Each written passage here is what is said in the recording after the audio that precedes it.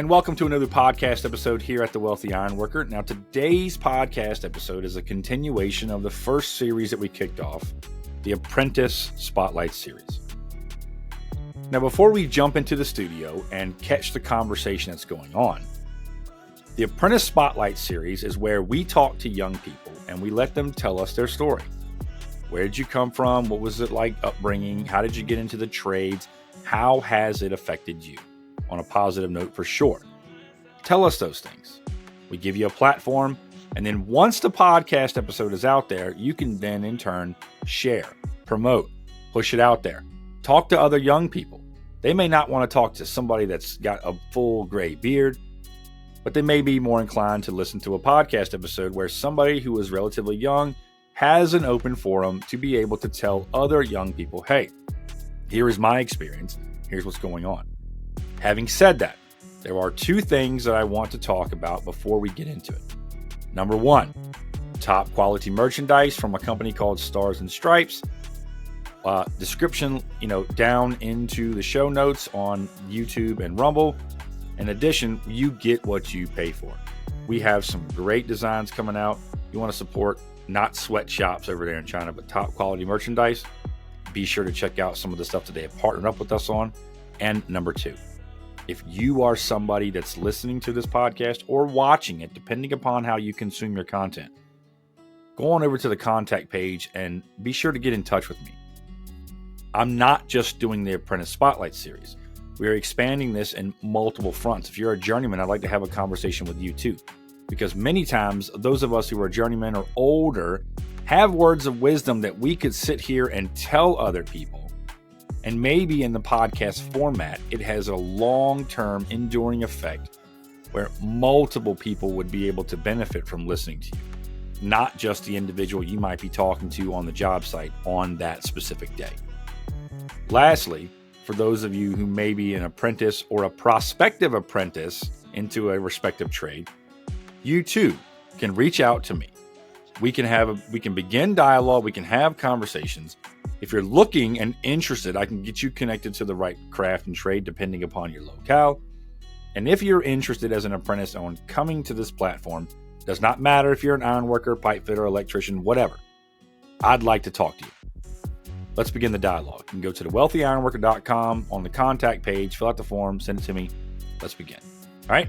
With all of that out of the way, let's begin Apprentice Spotlight Series number 2, where we talk to Edward Hilliard, Ironworker Apprentice. Come on in. Let's listen up.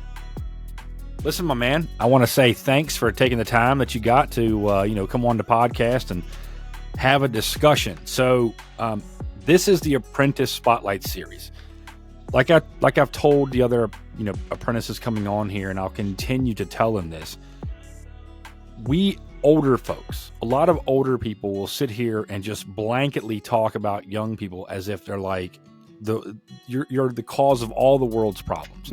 And it's a bit disingenuous as far as I'm concerned, because no matter how you feel about young people, first off, there's a lot of misguided feelings, and there's a lot of what I would say are a lot of older people need to take a nice long look into the mirror. But younger people are the future, and the trades have a stigma, unfortunately, against them. And I don't think a lot of people really in the trades have really kind of understood that and really grappled with it.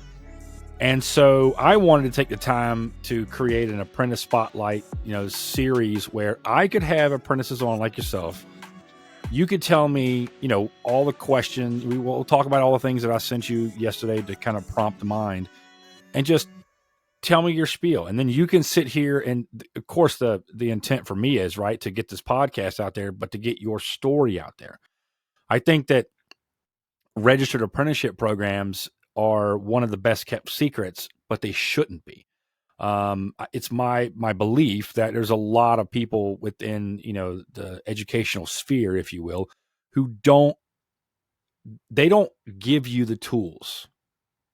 That I think anyway. I don't think that they really tell you all about the opportunity that's out there. So that's one of the things about this podcast series that I'm super stoked about. And I really wanted to say thanks for taking time out of your busy day to come on the podcast, brother. So yeah, of course. Thank you for having me. Yeah, man, it's awesome. So let's kick this thing off. Take 5 minutes, whatever it is you think you need. Kind of give us the prompt. Tell me about your background. Tell me how you grew up. Tell me, what, and the reason why I asked this is because let's just, kind of soft land, begin into the process. But some people were raised with and they don't even know it, but some people were raised with an anti-trade mindset, an anti-work with your hands mindset, and they didn't even know that.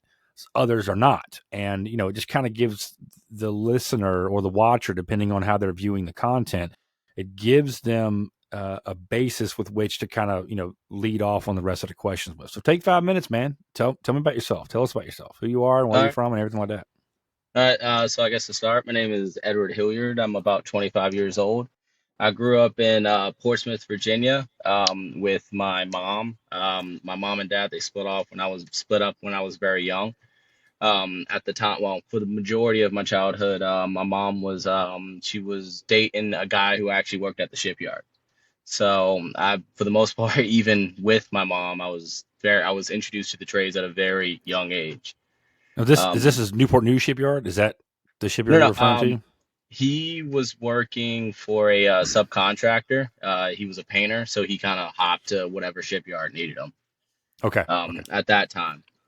But with my dad, he was actually in the military. Then he got out and he went to law school. So for him, he actually went the opposite route. He didn't go into the trades at all. But his dad, my granddad, he was in the shipyard for I want to say about 40 years as a pipe fitter. So even seeing him when I was able to see him because he traveled a lot, I saw that side of it.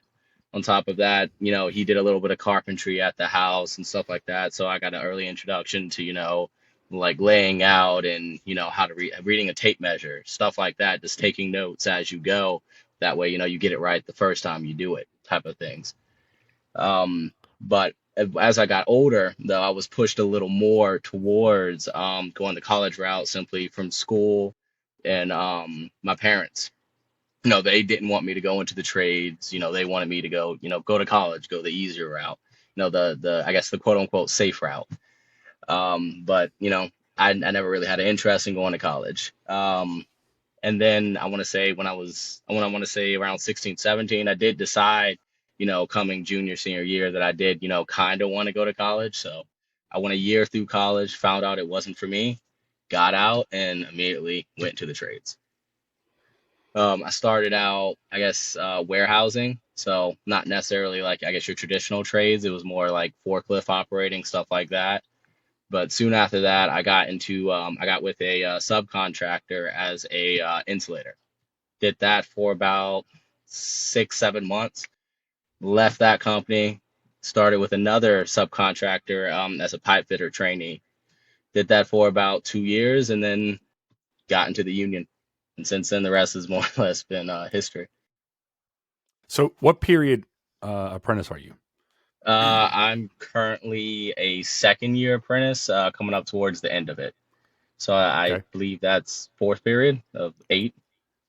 Okay. So, then would it be an accurate assessment to say that while you were working at the shipyard for another subcontractor, you ended up? Is that how you got connected with somebody in the local, or how did that come about? You run into them on the job. How did that work out? I actually went to trade school to weld after work. So I would work my 8-hour shift. Then I went to Tidewater Tech in Norfolk, which is hilarious. It is. It's about 5 minutes from local 79's hall. Right. And I was driving past it. I would see it. Didn't really know what it was. And then one day towards the end of the year, I guess the certification, I was looking at jobs and whatnot because I didn't really want to stay in the shipyard just simply because of the type of work that we were doing. And on the AWS website, it said one of the careers was ironworking. So I looked into that. I found out that it was a union, and that's what, Local 79 was. So I called up Kathy at 79, and I guess depending on who you ask, bugged her for every day for about 6 months until I was able to get a slot. Sick. Oh, so you were tenacious. You were like, "Hey, I'm trying to get in here. I want to do this. This is what I want to do." Like you just bought. Oh, Oh well, I wouldn't say bother, but you were very persistent. Would yeah, that be I the want to right say word? Yeah, I'd say every other week, I would give her a call. Hey, is the slot opened up? Can I join? Can I join? Is there a job? What can I do to get in? Um, until, eventually she called me and she was like, hey, the apprenticeship coordinator up in 28 in Richmond, he said that, they're ready for you. Give them a call and go from there. That is awesome. I don't want to say you didn't take no for an answer, but that's what a lot of people do. They're not very tenacious or persistent.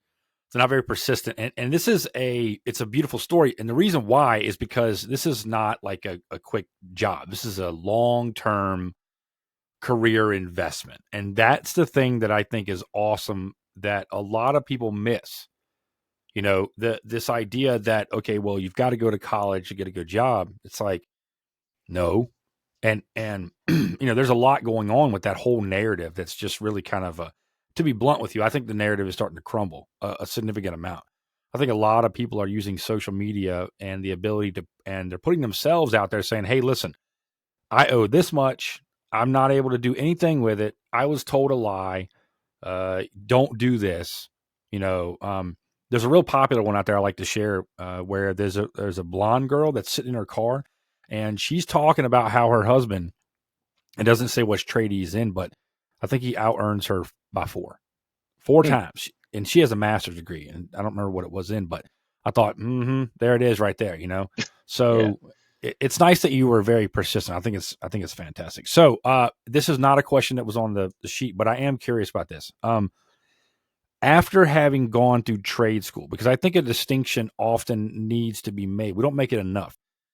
Trade school isn't the same thing as a registered apprenticeship program. Trade school, I'm sure you paid to go, right? Yeah. I had to pay, for the 9 months that I was going. Right. Now, did it help you when you finally or first started getting on the job, through the apprenticeship program? Did it help you in that regard? Like the skills that I learned while I was in Yeah. school. Yeah. I guess partially. At the time I was like, because we started off with TIG, then MIG, flux core, then stick. So for the most part, it helped in some cases, but at the same time, I feel like I guess it handicapped me. I came in kind of with this arrogant mindset that, oh, I got this. I've been welding for the last 2, 3 years. I just went to school for it. I know exactly what I'm doing. Just to, step into the booth, and I'm like, boy, I have no idea what I'm doing. Kind of like it kind of hit me. I was like, oh boy, this is a little different. Because when I was at the shipyard, it was with pipe, and then when I was in school, it was this perfectly clean, pristine metal. Nothing Uh-huh. was wrong with it. We'd just go in and get it done. Then I get into the union, and it's you're talking about rusty metal that's falling apart, metal Yeah. that's just garbage, for a lack of a better word. So it was kind of a shocker, mind blown type of No, situation. Plus with that, and actually running the lead, 50, 100 feet worth of lead, you're realizing, boy, this is a lot more tiring than I originally thought. Welding lead's not light, so you're running it back and forth, back and forth. You get out of breath, and you're like, okay, it's been a good day. yeah. That's pretty funny. There is something that's commendable though. The point about being arrogant. When you deal with this enough young people, like I said, you guys are the future, and I'm not trying to take anything away from that. But I have noticed that people that come from trade school, especially welding trade school, there is a touch of it sometimes. Like, I can do this, I can do this, I can do this. But it's like, yeah, booth conditions are nice, but field conditions are drastically different. And if you're doing industrial maintenance, which is the next question that we're going to kind of get into, when you start getting into industrial maintenance, it is a can of worms. You just don't know what you're getting into. You don't know what you're welding. We used to have a joke. You say, well, you're welding, you're welding carbon steel to rust. Oh yeah. Like because you just don't know. I mean, you just don't know. So I mean, I know you were dragging a lead and all that stuff, but what's it been like? I mean, what's it been like so far? So far it's actually been it's been fun. I mean, to be honest, I started my first, year I started with a company that boomed out, so right off the bat, I got experience working with guys who are from the West Coast, Washington, Alaska, Kansas City. So I worked with them for 9 months at Newport News Shipyard. We were actually doing an expansion on an existing building. So I guess I kind of did a little bit of like I guess new construction. I'm not exactly sure what to call that. So I had some fun there. Then after that, I went to go work with Atlantic, and from there they were actually working. They were actually continuing where the previous company left off. They were doing a couple like I want to say the small things, I guess for the most part. So like the touch ups, the finishing work, all of that. Then from there, currently, I'm with Somerset. They're out of Pennsylvania, and right now we're building we're replacing a ramp that rusted out and needs to be replaced. So I believe we're doing three of those. We're currently on the second one, and so far it's been a dirty fun mess. Oh yeah, it's definitely been interesting. Right. So you get so you got a little structural experience, and doing some miscellaneous stuff, getting into the industrial maintenance, which, a lot of things with the industrial maintenance, a lot of people, when you start talking to, let's say, a structural ironworker, or I mean, it could be a pipe fitter too. My brother's a pipe fitter by trade. You could talk to other people. The people who are not in industrial maintenance, it's like you're speaking Greek to them. And I'm like, listen, it's not as complicated as you're making it out to be. It's, you could be doing structural, you could be doing miscellaneous, you could be doing fabrication and whatnot. It's just, you might be doing it at an industrial facility, or you might be doing it for an actual industry, pulp and paper, automotive, whatever. And, there's a lot of people out there who, they intuitively know what industrial maintenance is, but some people don't. And I'm like, it encompasses a fair amount. You gain a pretty robust amount of knowledge about the trade as far as that's concerned, because there's a lot that you can dabble in when it comes to industrial maintenance. Um, so out of, like, let's say up to this point now, what facets of the job have been the most interesting to you? Which ones did you enjoy the most? If I'm being honest, I want to say it was those first 9 months. Because we were doing a lot of bolting up, a lot of connecting, a lot of, I guess, walking on the still. I want to say on an average day, we were between 70 to 100 feet up in the air. Hmm. So every day it's kind of a new, I guess, new thing in a sense. You were in a different area, but at the end of the day, you were still, you know, tens of feet up in the air. So just being up that high was exciting. Plus, with it being my first job, it was kind of interesting kind of see how the more experienced guys were working. I learned certain ways to actually, I guess, tighten up the bolts a little faster, roll them off, roll them on, I guess, uh, line up everything. And, it was just, I guess, interesting as a whole. Since then, I guess the honeymoon phase has kind of passed, but it's still interesting. I mean, that might not be the best term for it, but first getting in, everything was new.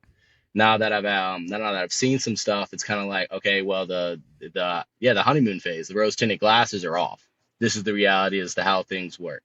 You can't. I figured I can't be in this state of shock and awe, for the next 30 years. Eventually, I have to be like, okay, this is just how it is, Yeah. and get on it. No, that's good. That's good. So during that, let's say the first 9 months, we'll talk about the whole time you've been in there. But during that first 9 months, was there anybody that decided, well, let me show you some tips or some tricks, or kind of mentor you, if you will.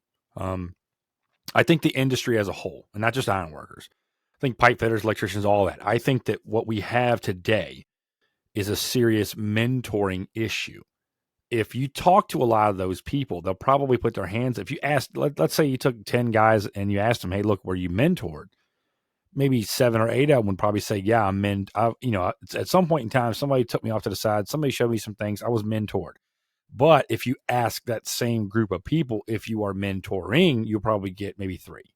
And so there's a disconnect there. And with a lot of older heads retiring, one of the things that you're seeing is and I don't really know that this is completely unavoidable, but you're seeing a lot of generational knowledge just go out the window, and people aren't intentional about taking the time and mentoring other people. So during that first, the honeymoon phase, if you will, and then the rest of the phase, have you run into anybody who was mentors, and how did they, if you did, right, how was that process? How'd that go with for you? I wouldn't necessarily say that like I've had that like that one-on-one like mentoree relationship. I have seen it. I have seen it. It's just that personally, I haven't necessarily had that relationship with anyone. For the most part, talking with the journeyman, every now and then, if I have a question, they'll definitely answer it. But sometimes some of them will go more in depth. They'll give me like their little, I guess, like tips of the trade type of deal, like with the whole thing with just tightening the bolt, just the better ways to tighten the bolt, better ways to, line everything up, like using a double nut versus, a tri nut type of situation. Stuff like that has been taught to me. As far as welding and whatnot like that, coming in arrogant with that type of mindset. One of the guys that I worked with in the first 9 months, he was a welder. That's all he did. He would actually talk to me about different ways to, weld, why one welding method was better than another. Just different welding techniques, I suppose. How important it is that sometimes you should stop and start when you're MIGing. Well, I apologize, when you're doing inner shield.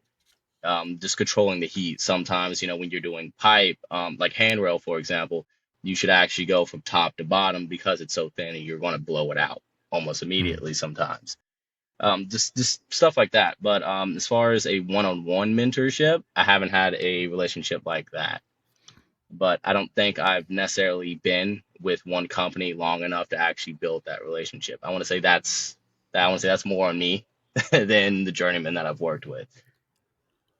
Yeah, well, I tell you what, the willingness that you've got, that you just expressed when you said something to the effect of, just not, it's not the one on one, but I've had those moments where I've been able to listen to the tips and the tricks.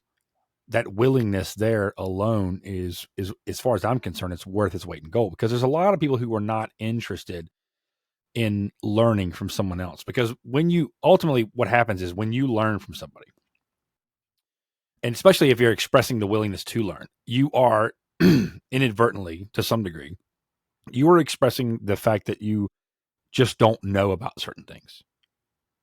And when you sit here and tell someone that you just, whether it's through words or actions, when you tell someone you just don't know about something, that takes a little bit of humility on a person's part. And that, especially from ironworkers, that is a hard thing for a lot of ironworkers to do. A lot of ironworkers are just, I mean, we're just super prideful, right? So just the ability for you to be like, okay, well, I'm gonna be a sponge. I'm gonna take tips and tricks and listen and learn, and whatever the case may be. I think that speaks, volumes on, your behalf and mindset when it comes through. Now, my expectations going forward is that when you start working, because you've only, you don't have that much time under your belt, but as time progresses, as you're working for the contractors, as you're, doing and you're working around various journeymen, and they feel like, and they understand, okay, well, I can give you more. I can, you've been faithful with this amount. Let me give you this much more. Let me give you this much more to kind of progress your skills. I strongly suspect that a lot more mentoring, whether it is or takes the what it looks like as far as that mentoring one-on-one thing, I suspect that's going to happen. And I don't know who you're working around and whatever, but these kinds of things are going to happen, and I think it's a great thing. So it's pretty awesome, actually. All right, so what's my next question is going to be, what's your favorite? I know that your favorite phase, your favorite facet of the job was doing structural, but what's your favorite thing about the trade? It could be, some people it's the camaraderie. Some people it's doing different things every day, or what percent, I'm traveling different facilities or whatever it happens to be. It could be multiple things. What is it for you? What gets you going? I want to say, for the most part, it's just like teaching, like just hearing everyone, like hearing people actually explain things to people, as opposed to just expecting everyone to know everything right off the bat. People not treating other people terrible because they don't know. Before coming into the union, I would see it where, there would be one guy fresh into the shipyard.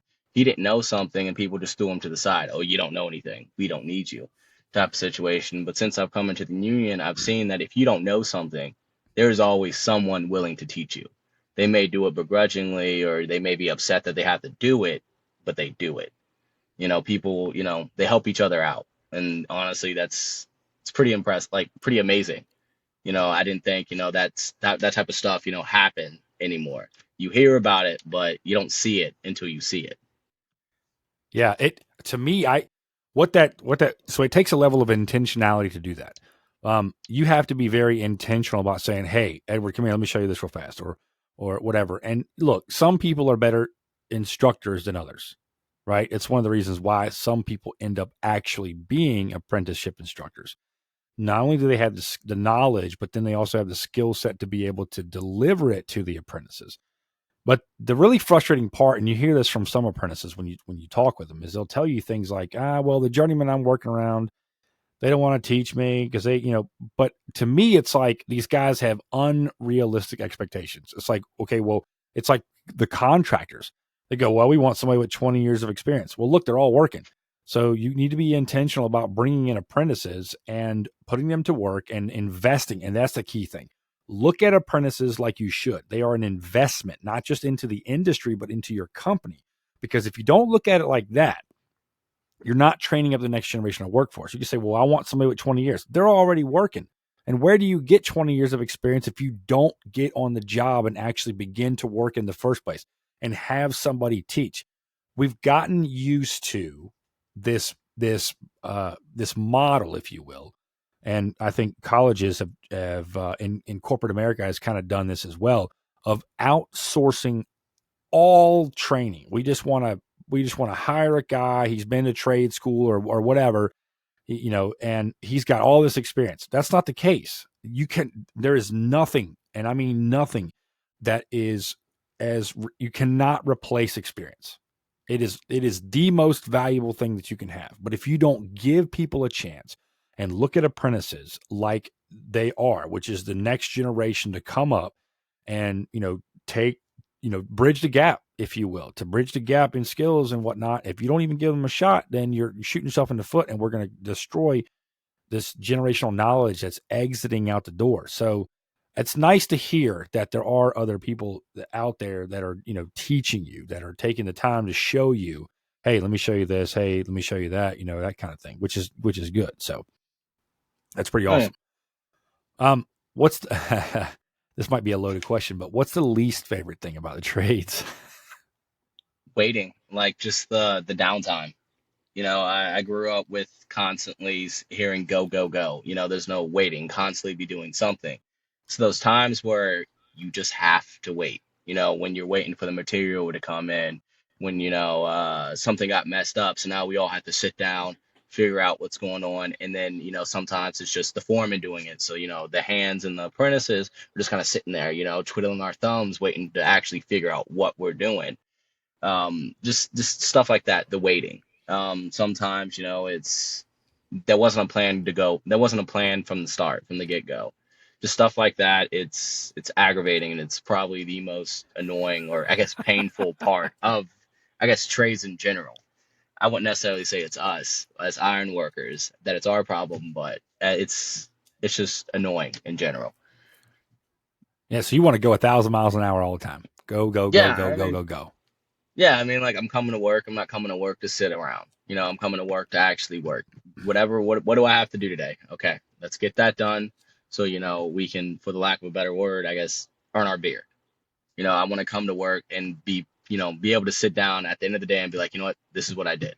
I actually went to work and got something done. I didn't go to work and do nothing.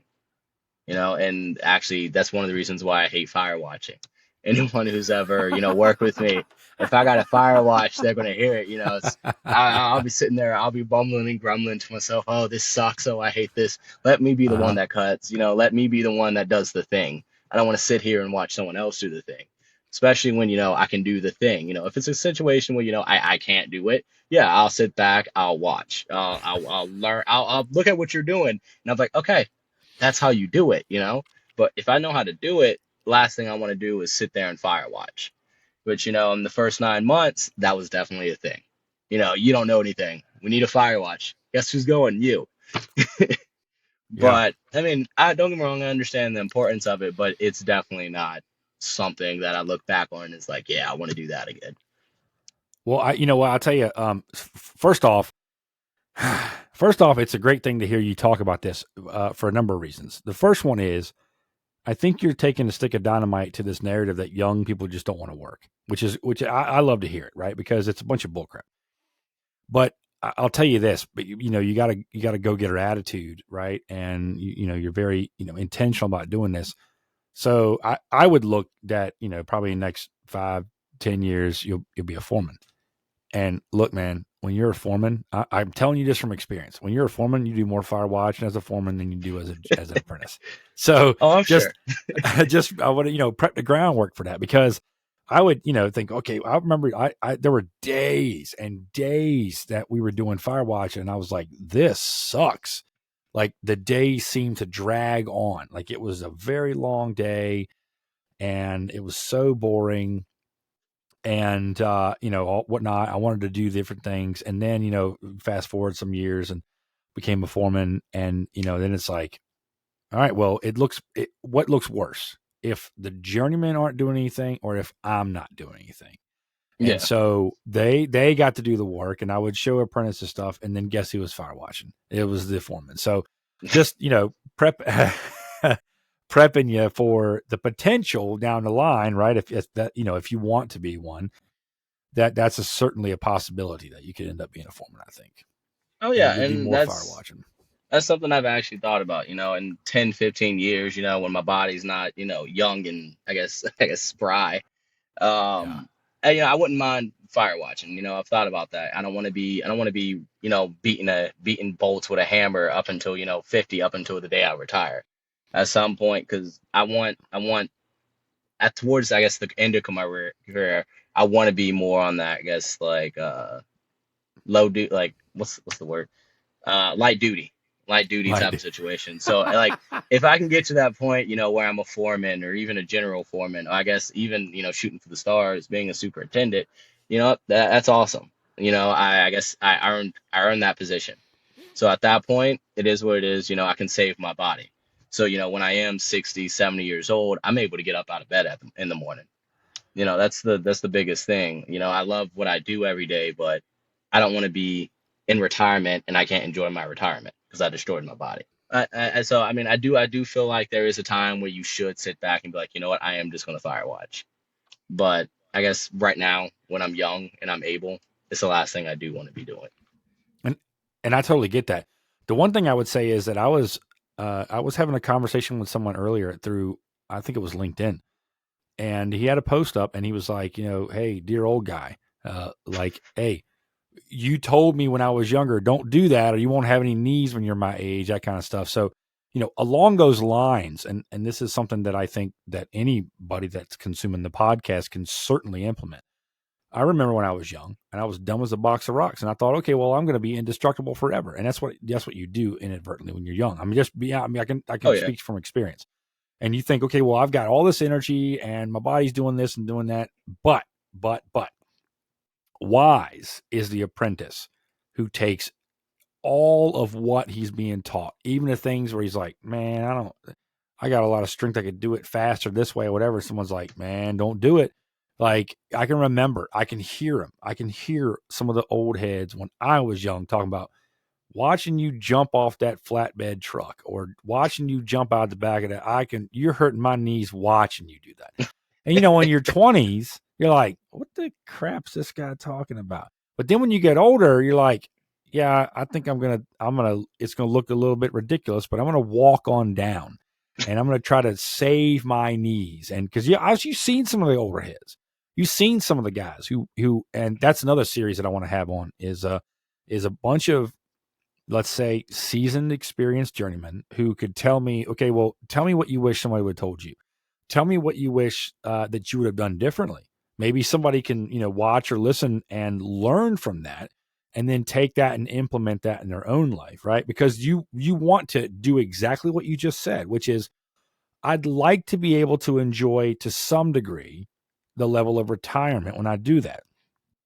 And trying to find that balance, if you will, of working hard, but working smart. And I'm not abusing my body, but I'm also not being so sedentary and not using it at all that it just goes downhill. I need to find that proper balance. And using your noggin a little bit to think about some of the abuse that you could be doing to your body now, it is certainly worth it. So it's a good point to make, that you brought up. It's a good point. So, and I ask everybody this, to be blunt. You were talking earlier from the beginning about they were pushing college on you, and of course you had your parents and whatnot. So I am curious. The guidance counselors or educators in your sphere of influence, when they were talking about, because like when you think about the words guidance, I'm supposed to provide guidance, and I'm a counselor. It's like a double whammy. They're supposed to, what's in your best interest. Now, when they were talking to you about potential career fields, if you will, they probably don't even talk about opportunities. And I'm just curious if this is how it goes. This is how it's been so far. But my assessment has typically been this. They ask somebody like yourself, what is it that you want to do for a living? I think that's a piss poor question, but that's usually what they ask. And then they say, well, let's find a college program that caters or tailors, what you need to do around that. And that's the extent of legitimate, let's say, career, long-term investment advice into your life. Is that the case for you, or was it the case for you? Is that how things went down for you? How did that whole dynamic play out? For the most part, yeah. I transferred to a new school sophomore year. I went from Portsmouth to Northern Virginia. I don't want to necessarily say I don't want to say the school, No give worries. anyone, I guess, like No bad worries. stuff. But by the time I got up there, I had a relatively good idea what I wanted to go to. I wanted to go into either construction or the military. That's what I wanted to do. That's all I wanted to do. I went up there and I did my classwork and all that, and then I had my end of my sophomore year meeting with my guidance counselor. Guidance counselor asked me, what do I want to do? I told him I want to go into the trades or I want to go in the military. And they're like, all right, we'll talk about that next year. So, I guess to kind of see if I was going to change my mind. In hindsight, it's kind of what it was. So, next year, I guess around December, it was just, that half year check-in type of situation. They asked me, what do I want to do? I told them basically the same thing. And they were like, well, have you thought of engineering? Have you thought about going to school to be a mechanical, a civil, or, I guess aerospace, I believe is the field, engineering. And I was like, well, what's that? Like, what exactly does that, do? And they were like, well, you'll be doing this. You'll be kind of doing, construction, but you won't be the guy swinging the hammer. So I'm like, okay, I mean, I'll take a look into it. And, so, the end of the year comes to actually choose our classes. I was kind of like, well, that sounds kind of interesting. So, the next year I took physics, algebra 2 with trig. Worst idea, worst thing in the world. I realized that, boy, school is definitely not for me, but I'm gonna keep trying. Got to the end of my senior year after I had already applied to colleges. I had finished up algebra, physics, and I was like, well, engineering's definitely not for me. I already got accepted into college. Maybe I can go the OCS route. So I went to college, found out college almost immediately was not for me. Tried it anyway. Did a year, and I was like, well, this isn't for me. I'm not gonna cut it here. I'm miserable, and I hate college. So, I dropped out, and like I said, I more or less immediately went into the trades. Yeah, so I appreciate you that you are just, what you're doing is really corroborating what I already know to be true, but it certainly does help because I've been routinely saying this over and over again. Like one of the ironic things, at least to me anyway, is that in the palm of our hand is a computer that it's far smaller, but it's far more capable than the one that they landed men on the moon with. And we use it primarily for entertainment purposes. Nothing wrong with entertainment. And I don't want to, cast shade on it at all. But what we could and should be doing is using the technology at our fingertips to look at the data that's out there and say, because I routinely talk about this. We hear this all the time. Instead of talking about, this narrative, you got to go to college to get a good job, or you hear somebody who says, well, never give up on your passions and all that bull crap. From a career perspective, it's piss poor advice. A far better, a message to sell is pursue opportunity. For all it's worth, pursue opportunity. And I think that one of the things that educators in general, one of the things that they've done is, and I like to try to give them the benefit of the doubt, but maybe because you came up through college and you feel like your career choice and your lot in life is a success, that's the way that you should go, rather than they doing their own due diligence and saying, okay, well, what opportunity is actually out there and commensurate with what you're looking to do? Because you can sit here and say all day long, well, I want to be I just make it up, I want to go basket weaving, some bullcrap. Well, look, is that gonna provide you? Is there an opportunity to do that for whatever it is you want to do? And more often than not, it's a bit ridiculous, and it's like a automatic hazing ritual that we just feed kids into, to the tune now where college tuition debt is 1.77 trillion with a T, trillion student debt that you cannot claim bankruptcy on with a T. That's amazing to me. And so, I appreciate you corroborating what I kind of already knew. And, I've talked to multiple people, and just one person, but I'm trying to spread this out. Like, listen, and even for parents, right? Parents that might be listening or watching or whatever, it's like, don't automatically assume that the guidance counselors and educators in general have your students or your kids' best interest in mind, because they don't know everything. And many of them don't take the time to really do the research and say, hey, have you thought about this? It's like this idea was like, I talk to my own nephews, and they're right about your same age. And he would tell me, he'd say, I remember when I was in high school, and they would say, well, you can go to college or there's the military, as if there's no other options. These two right here, these are your options. And I was like, did they really? And he's like, yeah, I tried to tell people. And the ironic part for us, right, for in this area is there's ample opportunity. There's a government shipyard. There's like what you just said, Newport News shipyard. There's a lot of potential possibilities, especially with, and this is very eye-opening too, especially with the latter half of the baby boomers beginning to retire. You're seeing a lot of positions come available.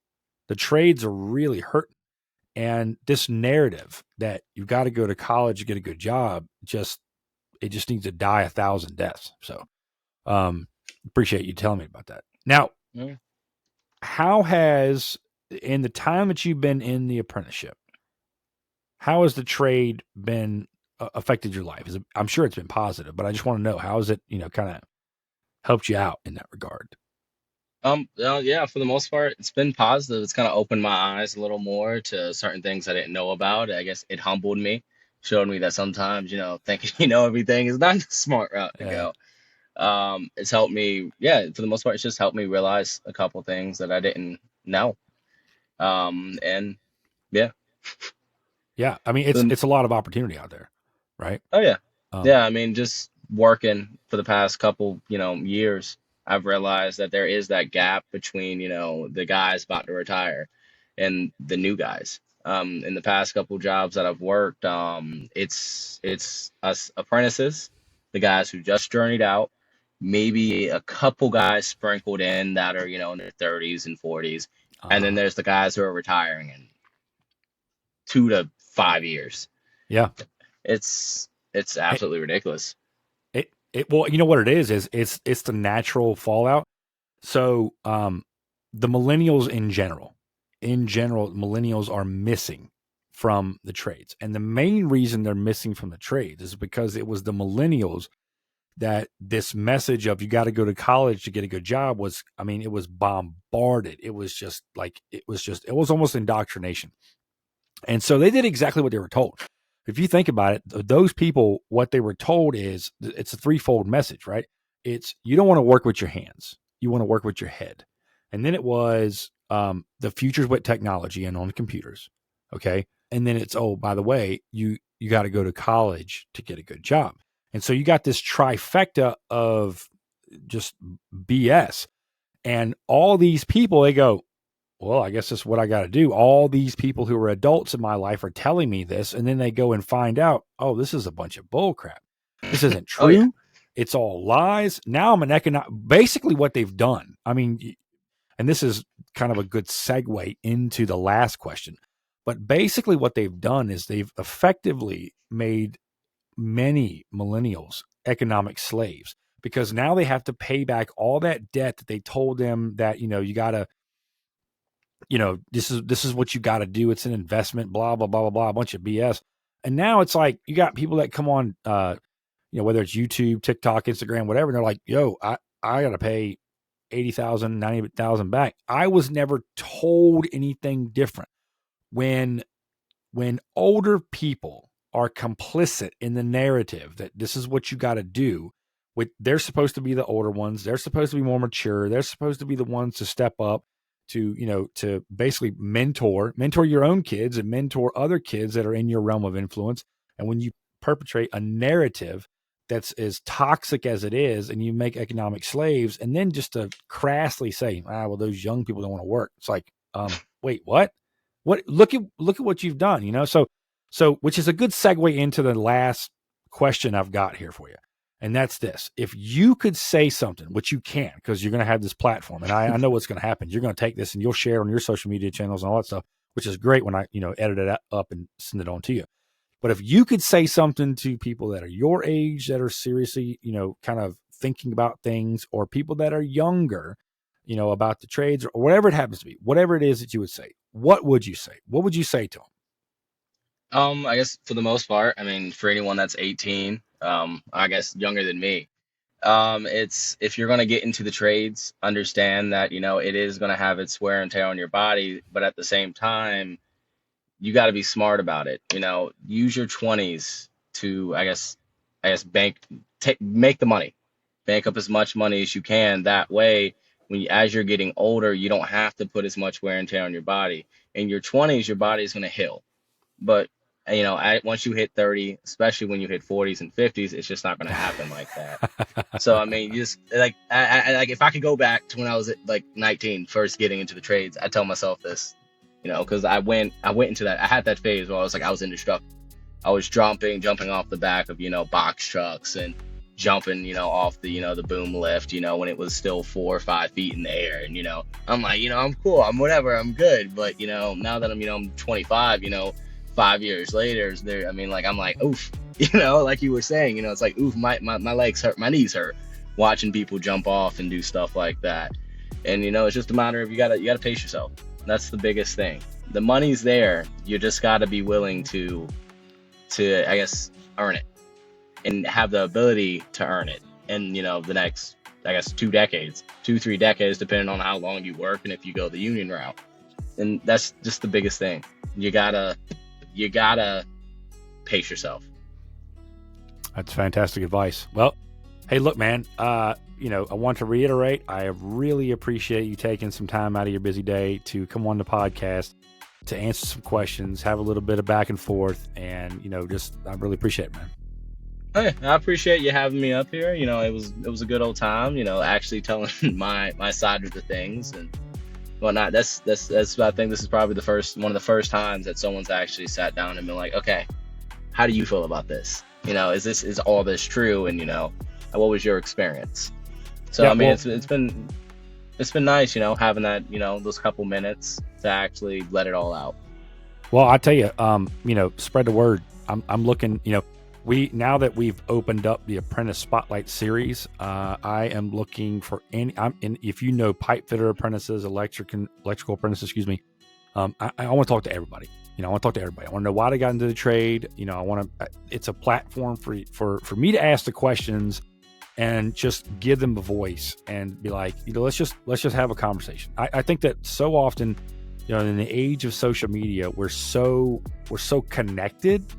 Social media connects people, but it isolates people, and they don't have like, let's just say genuine conversations. Like, let's just talk about things and whatever, has got going on. So I'm definitely glad to give you a platform. So once again, thanks for coming on the podcast, brother. I really appreciate it. Oh yeah, of course. You got it, man. Thanks, brother. Thank you.